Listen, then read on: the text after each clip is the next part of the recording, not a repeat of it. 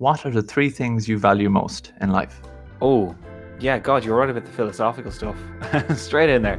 I don't know. I think I quite like having friends. I try and keep a wide circle of them, if you know what I mean. I have several different groups I go to.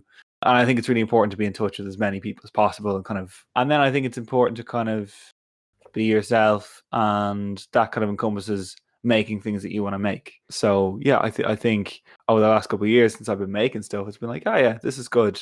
I'm really glad I did this. I really value this. So yeah, I guess those 2 things. I can't really think of a third. Your creativity is quintessentially like Irish creativity. It is very reflective of who you are in proportion to your society, which is why I think so many people like it. And it's good that you value it, because a lot of people seem to value you for it as well. I think the Irish thing's very interesting because I didn't feel particularly Irish until I was maybe 18 or 19.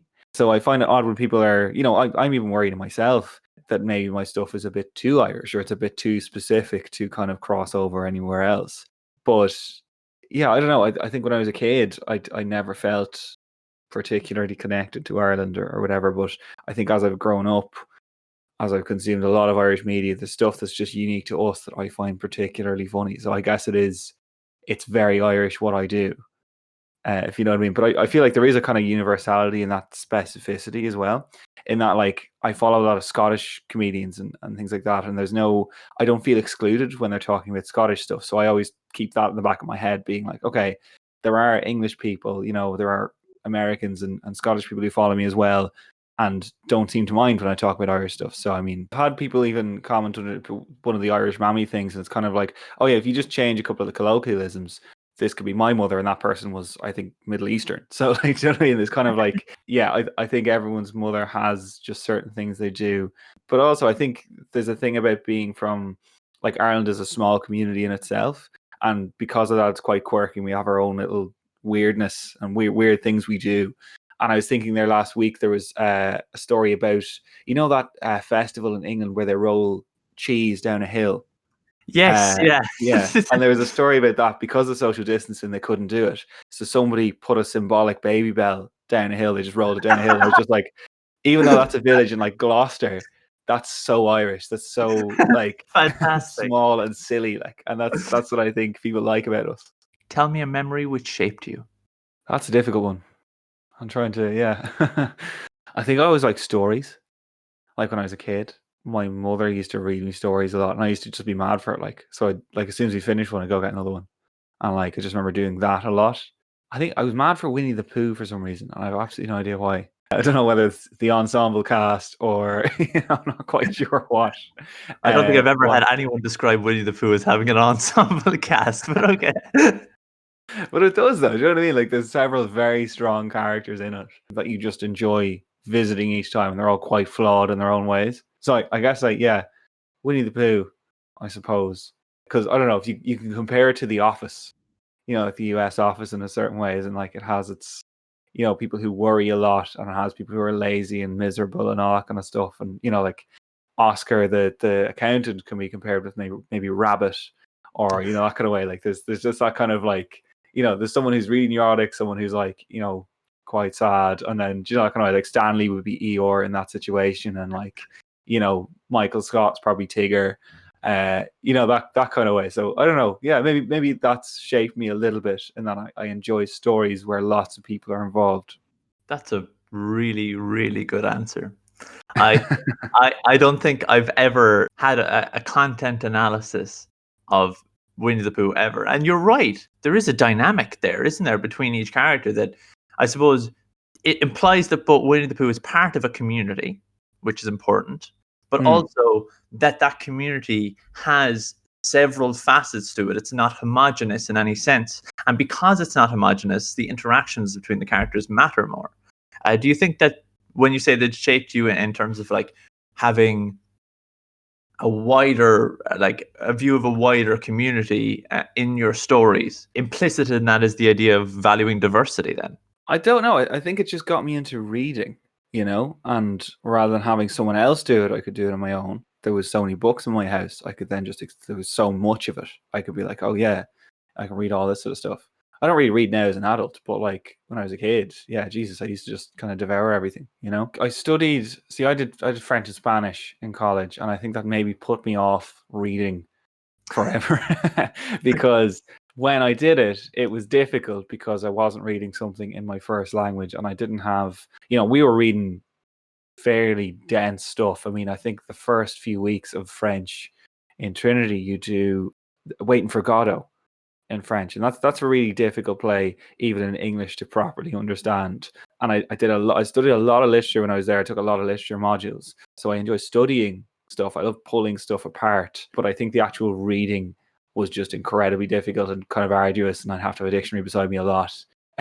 So I don't read as much anymore, but I do watch a lot of kind of TV series and things like that. So a similar medium, but I don't know, the reading bit, I don't know if it appeals to me anymore. I don't know what it is.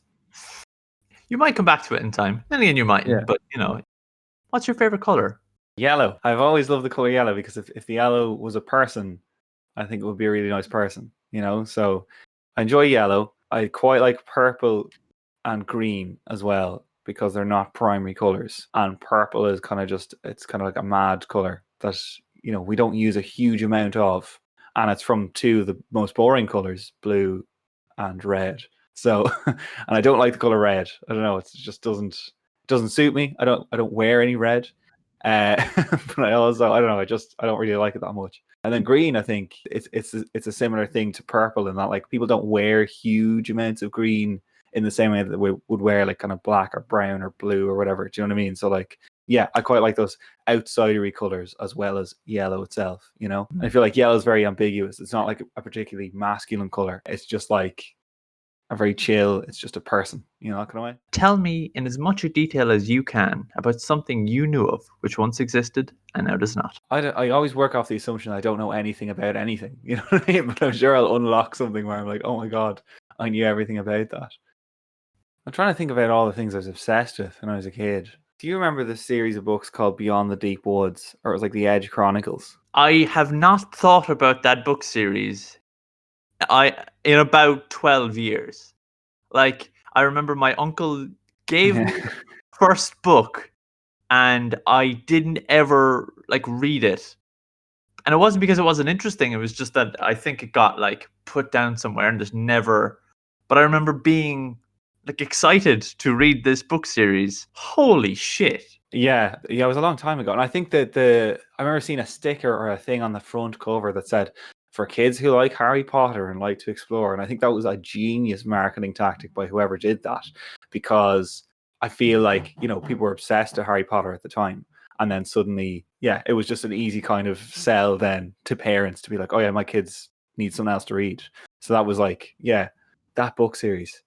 I read them over and over and over again. But I love the idea of like, in fantasy or whatever, there's different kind of races and they all have different abilities and things like that. I love that kind of stuff. Do you play D&D? No, actually, I've never had a friend who was into it, if you know what I mean. So I have never joined in on something like that. But a couple of my friends have gotten into it there recently enough, and they seem to enjoy it. So I don't know. Maybe I would enjoy that. I think you would. The previous two guests on this podcast to come out, they're both like live play D&D people. Yeah. They're also comedians and improv and everything like that. But like, I love it. I love it so much. It's like, it's one of my major pastimes. I have a bunch of D&D books over there. Definitely look into playing D&D. Seriously. Yeah. It sounds very me, because I was watching Stranger Things there recently enough, and they were really into it. And I was like, I probably would have been into that as a kid had it been introduced to me, Funnily enough, most people who play D&D now are people who heard about D&D as a kid, but never could play it because they didn't have the friend groups or they didn't have the social connections or they were aware of it. And then they go like, holy shit, this is amazing. I want to be a fucking dragonborn for 6 hours. Let me. It's make believe. It's awesome. You should definitely take a look at it. I think you'd really like it. What, if anything, is perfect? Perfect as in I wouldn't change a thing about it. Probably like there's a beach in Northern Ireland called Port Stewart Strand, and it is the most wonderful beach I've ever been to. And like I used to live in Port Stewart because I worked for the tourist board for a little while in Coleraine, and yeah, there wasn't a huge amount to do, but I went to that beach a lot, and it's one of those things I really miss. Do you know? I just really miss that beach. And like a bit of Game of Thrones is filmed on it. I don't know if you're familiar with Game of Thrones, but like there's a fight in it between Jaime Lannister and the Sand Snakes, and that was actually filmed on that beach. But God, I used to just walk down there, and there's like a cliff walk and stuff. So every Sunday I would just be walking for like 4 hours, like the whole way around this thing. So loved it. Perfect. Who is your favorite character from fiction of any kind? I started rewatching BoJack Horseman, and I quite like all of them because they're all so well rounded. Diane Nguyen, I think, is the one I would relate to the most in that one, but I quite like Mr. Peanut Butter. So like any of the cast of BoJack Horseman I really like because they're so well rounded. They have backstories, and there's episodes where you just explore these tangents of their lives. I think there is that kind of the specific kind of feeling of being lost, if you know what I mean. And like Diane is like 35 in it, and she's been in media for a while, and there's this kind of feeling of like, what am I doing with myself this whole time? You know what I mean? And it's this kind of idea of like struggling with that question throughout all of it. And Princess Caroline's kind of the same. She turns 40 and she's like, oh yeah, I love what I do, but I would love a family. And it's that kind of like trying to find the right fit for her. And she has that boyfriend who's a mouse for a while. And it's just really funny. Like I quite like that kind of struggle. And it never actually resolves itself in the series, which I quite like. I know Princess Caroline marries Judah in the end, and Diane feels a bit happier about herself. But there is that wonderful line where she's like, sometimes life sucks and you keep on living. I really like that kind of exploration of like, sometimes there isn't a happy ending, and sometimes it's kind of like you just keep going and you try and make the best of your situation.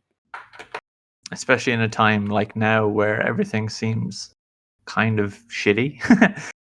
Like there is that wonderful line in BoJack Horseman, which is like, when people ask me how I'm doing, I say I'm fine, but like I can't say I'm feeling shitty, because if I say I'm feeling shitty, then that entire tangent where he does it at his mother's funeral. Yeah. I think it's wonderful that, because a lot of people feel like that. A lot of people feel lost and broken. There exists the idea of a broken person. I don't think it exists, and it's very interesting that many of the characters that we find in our media, especially modern media, so you talk about like She-Ra, BoJack Horseman, kind of Netflix series, but also in like some of the Amazon originals that we're seeing coming out, they deal with this feeling of like, who am I? Like, actually, who am I? Mm-hmm. That was part of the inspiration for this show as well, because I realized that I haven't a fucking clue. I don't know who I am, but I think by platforming people and seeing who they are, that perhaps you can use the spotlight there on them to see what reflects back and say, well, do I relate to that? Do I, like, who am I? That was one of my, like, obviously being trans, that's one of the biggest questions you have. Like, who actually is looking back at me here? The answer is, I don't know. Life sucks, and sometimes you just keep on living. And that's okay. It's quite comforting that there isn't an answer sometimes, and you might never know, but you just kind of, I think I've always tried to just do things that I like doing at the time. And then you look back and be like, you know what, I'm glad I did this, and this, that kind of way. So yeah, that's why I like it so much. What fascinates you? Words. I love words. I did languages in college, and it was because I liked French in secondary school.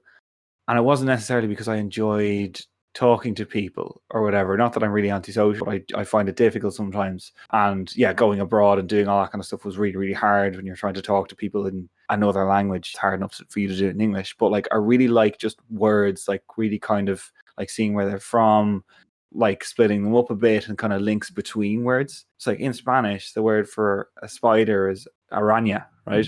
And it is related to the word arañar, which is the verb to scratch. So a spider is a scratcher, right? And then sand in Spanish is arena. So that's kind of like scratchy stuff, which is sand. Do you know that kind of? I love those kind of little links. So cool. And Spanish is full of them. That is so cool to give you kind of in return for a really, really cool fact. Have you ever heard of the word arboraceous? Do you know what the word arboraceous means? No, is it something to do with trees? It is. Arboraceous is an area filled with trees. So if something is arboraceous, it either means that it's tree-filled, or, and this is my favorite possible definition of arboriaceous, it means consisting of people who have hard shells. Like, so Yeah. if a group of people are arboriaceous, it means that they're either very tall or they have hard shells in them. They're tree-like. Or Mm, here's another one for you: pineity. Do you know what pineity means? I don't. Pineity is the state or quality of being bread. BREAD. Like a pan of bread. Oh, okay. Right. It's so good. I'm also a fellow word lover. Yeah. I think because I did Latin in secondary school, I didn't appreciate it at the time, but like once you do other languages, you're like, oh, this comes from that, and that's that's from Greek originally, but then it was Latin, and now it's Spanish, and now it's, do you know what I mean? I love that kind of the journey words go on, and the reasons we use them now. Like, What other job would you like to do if you weren't doing comedy? I don't know. I've always wondered, would I be good at like design or like architecture or something, you know? When I used to work for Joe.ie, and I did lots of stuff on their Instagram, and I did a course in web design for a little while as well. And yeah, I love the idea of I still like the idea of making things and making things for a purpose. You just do it in a different way, as in you make things so people can live in them or so people can use them or that kind of way. So I feel like it's still, I don't know if it's similar enough to what I do now, in that like I design sentences and that kind of way, but I feel like I would maybe like to work in the visual side of it, if you know what I mean. That kind of fascinates me. I feel like I would enjoy that, but I haven't got any training whatsoever in it. So, What is your most prized physical possession? see, I'm very anti-clutter. I don't like things. I don't like having loads of things, because I just find they build up and they build up dust and all that kind of stuff. So physical possession, I don't know. I'm not huge into physical possessions, I don't think. I like having them obviously because I need to wear clothes and I need to have things to do things, you know what I mean? But like, yeah, I don't know. I don't know. I have a guitar. I quite like using that. I'm glad I have one of those, you know? So maybe my guitar. But you don't attach sentimentality to things very often. Not really. Not really. I tend to keep a lot of things because I'm like, oh, I might be able to use it later. But at the same time, if there was a house fire and all my stuff was destroyed, I don't think I'd be too upset about all the things, you know? If you could name a hot sauce, what would you call it and why? Oh, I don't know. I quite like hot sauce as well. So I've seen the names of other hot sauces. I'd have to give it a pun of some kind. What a question. That's a great question. Thank you. I don't know. I'm going to have to pass on that. I've absolutely no idea what I call a hot sauce. Usually on Twitter, if I'm making a joke, it would have two elements. So I would have, we're doing this stupid thing about like, a series of ice cream brands named after people who work for the UN. And it was like, I think it's like Ban Key Lime and like Coffee and Ann. That's pretty Or good. I Kofi like that one. Banana, or like, it has to have two things, you know what I mean? So I can make something funny out of it. You know what I mean? It's like a random hot sauce flavor. I think I'd have to think of a person or a thing or a theme, and then name the hot sauce after it. Like, What inspires you? I don't know. I think determination and just doing stuff because you like doing it or because it makes sense to you. So, my favorite album is Carrie and Lowell by Sufjan Stevens. I don't know if you ever heard of it, but basically it's after the death of his mother, and it's kind of just it's like quite a sad kind of exploration of their relationship, because it wasn't great in places and it was really good in others and all that kind of stuff. But he's recorded parts on like his iPhone, and it's just very, very simple, and there's loads of hooks and things like that, and it's not your typical kind of dense, inaccessible kind of indie album. It's just kind of like, here's all these things that I'm feeling done in a really simple way. So that kind of stuff is where I do. People doing stuff that's just really weird, but it's so personal to them and it really makes sense, I'm inspired by that kind of stuff. When I did the London Dairy video at the start, when I started making these videos or whatever, it was kind of something where I was like, you know what, I enjoyed myself by making that. I'm just going to put it out there. And it doesn't matter if no one else likes it, but I enjoyed it. And then that's probably one of the most popular things I've done, So yeah, that have people having that attitude of making just something so batshit crazy, but just because they want to make it, that inspires me. Did you ever have an epiphany? If so, what was it about? Yeah, it was actually shortly after the videos all broke, and it was one of those things where like I was trying to, not that I actually never tried to get into media. It was a thing that I wanted to get in, but kind of felt like at loss as to how to do it, and I'd never attempted anything. Like I remember doing like this kind of careers night thing, and I was talking to this woman who worked in TV, and I was like, "Oh yeah, I'd be interested in this." She's like, "Have you done anything with societies, or have you done anything towards it?" I'm like, "No." And she's like, "Well, how do you suppose you get into it if you don't do anything, you know?"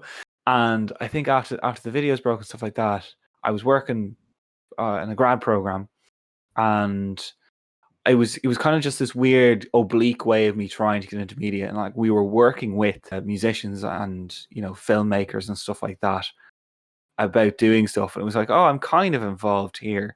And then there was a point when I was working there, and I was like, what am I doing? Like, I'm not happy doing this. And also, no matter who I talk to, they can't do anything about it either. So, like, I'm responsible for my own happiness. I'm responsible for doing what I want to do. So, do you know what? I'm just going to go and do it. So, I quit my grad program and got a job in media. And that was like, Jesus, why didn't I do that so much earlier? You know what I mean? Like, why didn't I just, you can complain all you like, but you're the only one who can do things about your situation, if you know what I mean, a lot of the time. If you could say your creativity had a theme, what would that theme be? I quite like, I don't know what you call it. It's kind of like putting two things together. So I don't know if you call it like lycanthropy or you call it polymerization after the Yu-Gi-Oh card. But it's like literally taking one thing and mashing it into another and seeing what you get out of it. So before I even did comedy or whatever, I love doing like covers of songs, if you know what I mean. So I take a song and I would do it in a way that I liked, if you know what I mean. So it's like, oh yeah, I found this ridiculous pop song. I'm going to cover it in a really sad, emotional, kind of silly way. But I also do it with my comedy, where it's like, okay, I have a radio show, or the idea of a radio show, which is quite strictly formatted, and then I'll bring something unusual into it. And I think that's how I make things, is just by adding things together and see what happens when you do that. So two things that don't necessarily belong together, and just seeing what you can make out of that. My personal, probably underrated favorite of yours is the morning show, because I didn't Yes. expect that whatsoever. I nearly dropped my phone. I was like, holy shit, that's so out there. And like, because the title is MR Morning, but Yeah. it's so good. That's one of my favorites as well, because there's a value to rewatching it. So you watch it the first time, right? And you realize what's going on. It's like, Jesus, that's really funny. And then you listen to the second time, and then you realize what exactly I'm talking about in it. So it's like the morning period, the most difficult part of it all. But you don't get that the first time around. And that's like, yeah, that's one of my favorite ones. It's like one of the most clever things I've done. And I'm actually really proud of that one. Yeah. Especially the line, "Gonna miss you, big man." Yeah. Or the idea of like, because I used to listen to like radio when I worked in like a truck or whatever. I used to be a delivery boy. And just the idea of like, oh, we'll get you some goodies, and it's usually like a fucking frisbee or some like shit from the radio show. And the idea that you could send this to this man who's lost his partner 50 years is the funniest thing ever to me. Like, What makes you smile? just really wholesome content. So what I primarily use Facebook for is like Ireland Simpsons fan. I use it for work, but like my personal feed is Ireland Simpsons fans, Burbs. So it's like a bird group, but like, written in the way you think a bird would speak, and just dogs. So just stuff like that. And then babies as well. Just like real wholesome, objectively nice content I quite like. Like there's a video there recently. It was like, babies being unwrapped from swaddling clothes and putting their arms up in the air. And that was like, there's this trend of people doing that. They called it baby unboxing, which is really funny. But that kind of just really wholesome stuff that like you can't argue with. You can't be like, offended by it or whatever. It's just like literally there's nothing wrong with this. This is just nice, and I'm glad it exists and it's on my feed. Mine is hedgehogs. I love hedgehogs. They're Oh, like I like hedgehogs as well, yeah. Tell me about something you learned recently that amused you. I saw like this is what I love Twitter for, is that like you can find literally anyone with any job on it. And there's this great question from basically this guy was talking to his son, and his son asked the question, why is there no mouse flavored cat food? Which is an interesting question. And I was like, yeah, that's a really funny question. This man who works for a cat food company replied to him. And I was just like, it's not flavored in a certain way. It's the meat you use. And we don't have mouse flavored cat food because you don't get much meat off mice. You'd have to kill a lot of mice. But the protein that we use, it's either from rabbits or it's from, a chicken or fish or whatever. It's similar enough to what's in mice, if you know what I mean. Not that cats eat mice all the time, but like, that kind of the protein and stuff like that. So it probably does taste the same, but it's not flavored like that. It's just like this cat food is made of rabbit or fish or whatever, but it might taste like mice because mice are meaty. That is a very interesting question. Like, Yeah. I have never thought of that before. Yeah, Wow. but it's one of those things like cats, like they obviously don't eat mice all the time. Like, it's just one of those things they're known for eating in the same way that like mice are known for eating cheese, but their diet isn't cheese. Do you know what I mean? Like that kind of way. Is there cheese flavored mouse food? Maybe there is. I don't know. I think we just, because it's cartoons and stuff like that, it's really easy to draw cheese, if you know what I mean. So, but I just love the idea that they just eat cheese and only cheese. What is beautiful? Quite like minimalism. I like stuff that's like you can't take anything away from it. I like that. This is this thing, and it is perfectly formed and perfectly functional. There's nothing you would add that would make it better, and you can't take anything away from it because you would make it worse. Like I think that sort of stuff is beautiful. Would you describe yourself as cute and cuddly? No, I don't think I would. Yeah, I don't know. I'm not a particularly tactile person, so I wouldn't describe myself as cuddly and cute. I'm a man and I'm 6'1", and I don't know if that counts as cute. You know what I mean? Like, I just no. Where do you feel safest? I guess at home in Navan, in my parents' house, because it's quite a quiet area. There's very few people around, so I feel safe here. If you were on a starship, what position would you hold? I wouldn't be driving the ship. I did one of those, those personality tests that determines what you do in the workplace and your personality at work. And I did it before I did this grad program because we were all kind of tested on it. And it was really helpful because it was kind of just like, oh yeah, you're analytical and stuff like that, but you find decisions difficult, So I wouldn't be someone making real-time pressurized decisions on the ship. And so I wouldn't be driving it. I would potentially be firing a gun, or I would be kind of analyzing where things are, if you know what I mean. I don't think I would be, the captain, but I would be somebody they consult for certain things, I think. I don't know what role that is. I'm not familiar with like the layout and the crew of a starship, but like, if there's a role like that, I would do it, Like security officer? Yeah. As long as I didn't have to like actually prevent people getting on the ship, you know what I mean? I'd just be kind of in the background somewhere, a security analyst, I suppose. Do you think there is more good than bad in the world? Yeah, absolutely do. I do. I think social media and stuff like that, to that, it's proved it for me, if you know what I mean. My experience on it has been overwhelmingly net positive, as in like 99.9% of the interactions I've had on it have been really nice. And it's a way to kind of find your people, and people are just so accommodating and nice and friendly and welcoming if you find the right crowd of them. And that's basically what I've done. And I think people are just really willing to help, that like the right kinds of people are. When I moved to London, or I said I was moving to London, I just got all these replies from people being like, oh yeah, you should meet up for a pint, or I'll send your CV on this place, or here's some advice for this, this industry, or, you could live here. This is a nice place to live, or I have a room going, all that kind of stuff. And like, I put it up saying I was going to London, and I got like 700 likes on that tweet. And this recruiter I was talking to, she's like, I've never seen anyone just get that amount of goodwill from people, and how that kind of way. It was just really nice to receive all that kind of help and support and all that kind of stuff. So I think my followers or whatever are a reflection of the world as a whole. I think we're doing pretty well. But that comes from a place of like, nothing bad has ever happened to me in my life, really. So I have a very rose-tinted view of the world.